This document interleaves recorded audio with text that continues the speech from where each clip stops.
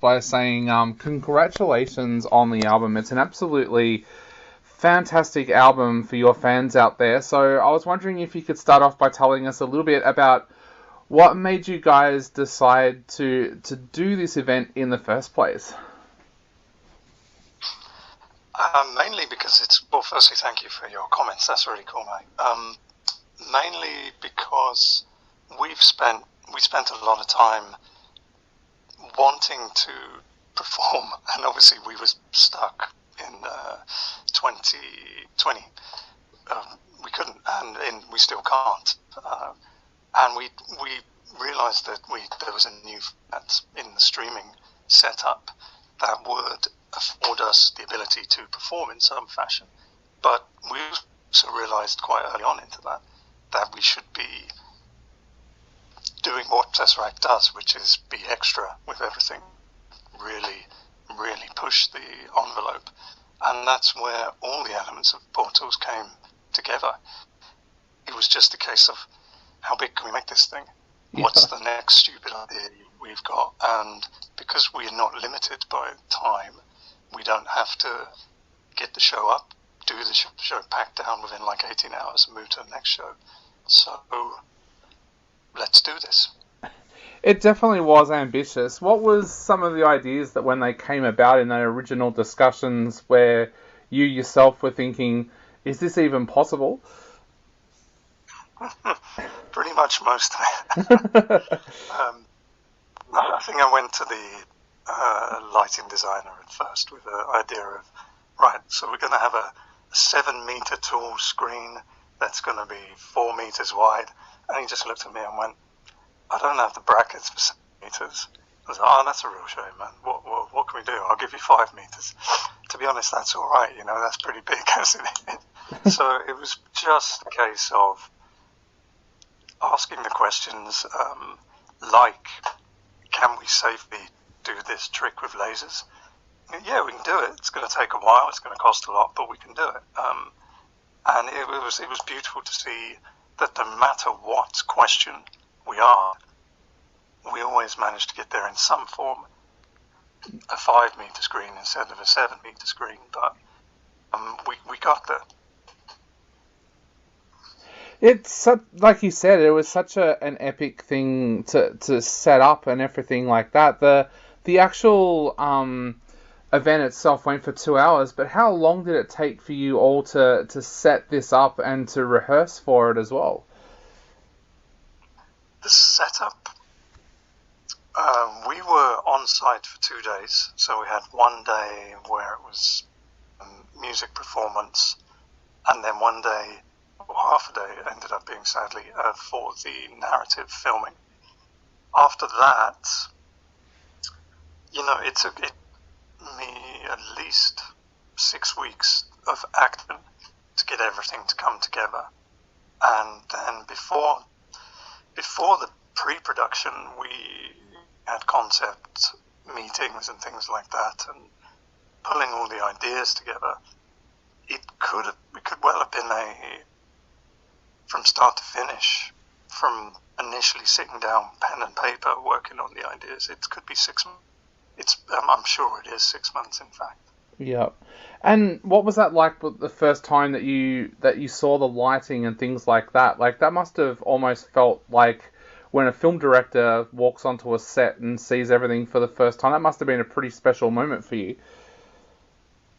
Yeah, it was really exciting because leading up to that, we were days of rehearsing together because TesseracT has always lived in different cities and for many years, different countries.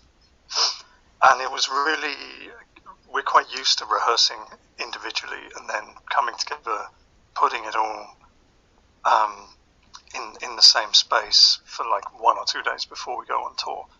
And during those time periods, during the rehearsal, the lighting director was sending me little photos at first of the stage and was, oh, this looks really cool. And then he started sending me videos as the lights and the video screen was working. And then just the night before, because that was the last opportunity they had to really dial in what the lasers were doing with the cameras. They sent us that as we were packing down our audio gear to go to the studio, and everybody just turned into little kids, because to see this effect for the first time and actually be able to fully realize it in our mind's eye, it was like that first time you turn on and play a power chord with some nice distortion. It was empowering, to say the least. Yeah, definitely. And did you hand select the tracks that you thought would work best with this event? I know a lot of bands, when they go on tour or something like that, they'll change the set list up every night to keep it fresh. But for this event, did you kind of have to go back through your back catalogue and hand select the tracks that you thought would work best for this? We put all of our songs on a piece of paper and look at because we knew the structure of the show before we chose, which might sound a bit strange. It's kind of like doing it backwards, but that's key TesseracT. We do a lot of these things the other way around. So it was intriguing to then go, right, well, I want this to be 4 or 5 20 to 25 minute segments. And that already dictates the kind of songs you're going to use. Then it really struck us that, well, this is about our love of music.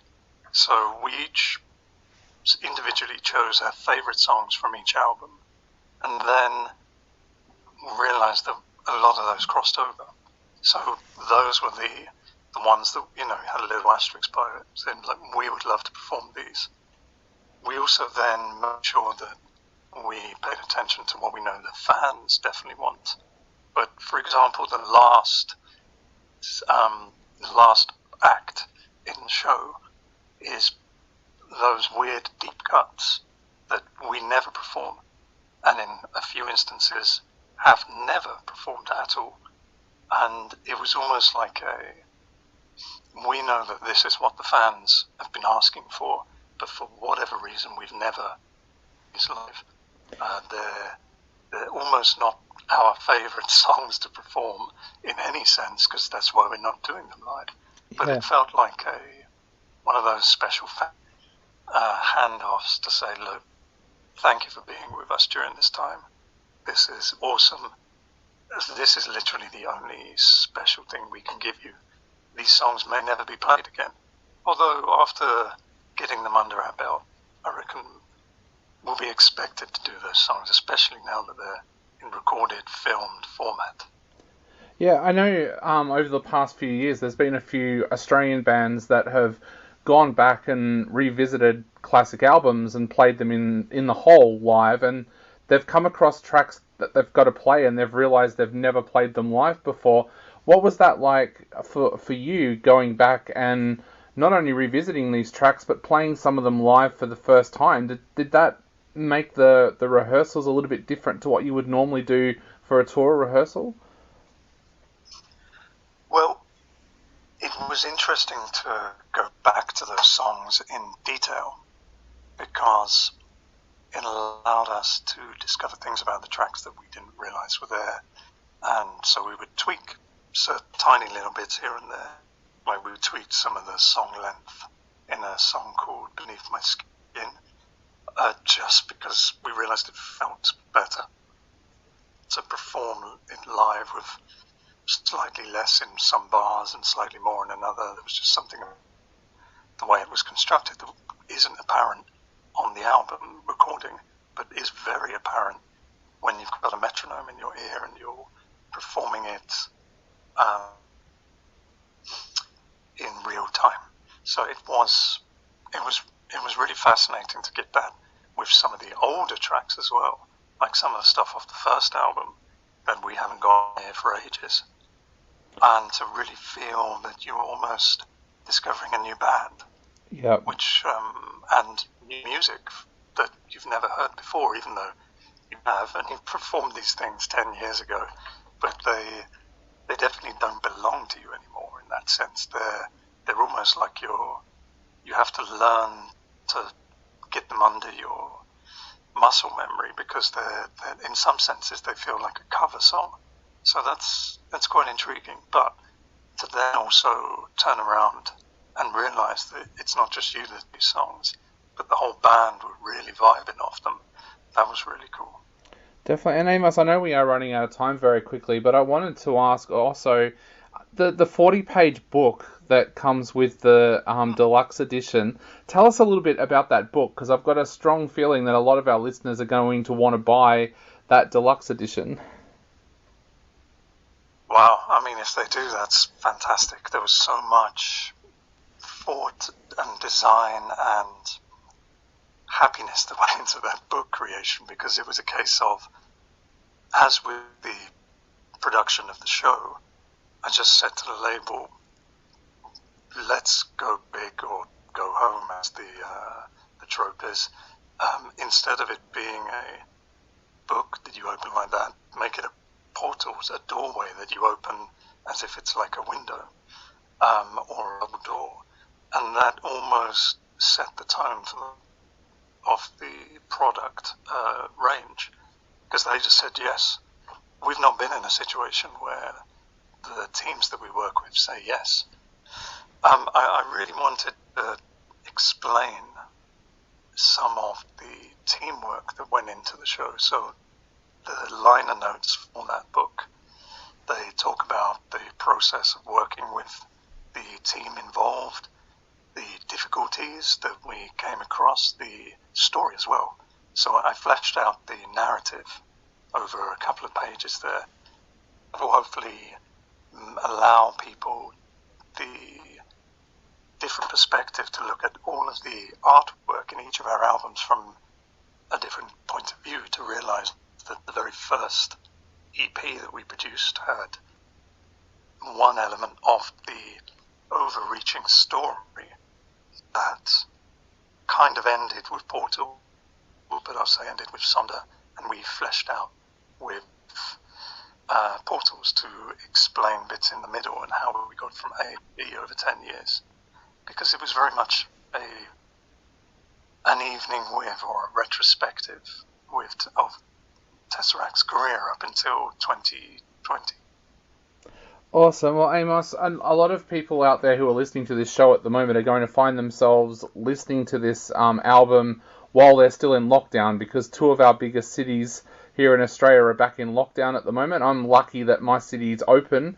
What would you like to say to all of your listeners out there who are going back to re-experience Portals while they're still in lockdown? It's Groundhog Day, isn't it? Yep. Not this thing. It's real tough. I think there's been a massive increase in just general ill health, mentally and physically, because we just run really hard all the time. We don't realize we're just going, and we're not living. And things like this that are happening now have caused such a disruption to every life that you can't help but change your perspective on things, can you? Otherwise, things start to look really bad. And from my point of view, it was the only way that we could have created something like we have created was because of the pause on life that the pandemic has imposed upon us. Now, we are in the extremely fortunate position that we were able to do that, which is why we put so much celebration and joy into what we were doing with Portals. I just hope that a tiny bit of that can be relayed to our fans, and especially the ones who are not feeling so great about life. You know, if somebody they know has died, or if they're sick, because one of the worst things that's happened to some friends of mine is long COVID, and they work in the food and beverage industry, and all of a sudden they can't taste or smell, and it's just crazy to have that taken away from you. So Portals is about exploring and celebrating the small things that we forget about in life. And to us, that was performing. And for a long time, just enjoying the music became secondary to partaking in the music, if that makes sense. We were touring, recording. And we've had a chance now to remember what it is to just creative, because we couldn't go out and tour. We miss touring, but it does hinder the creative process to us somewhat. So it's not just us. There are so many bands that are producing some of their most creative work to date as a result of the last year. Definitely. Well,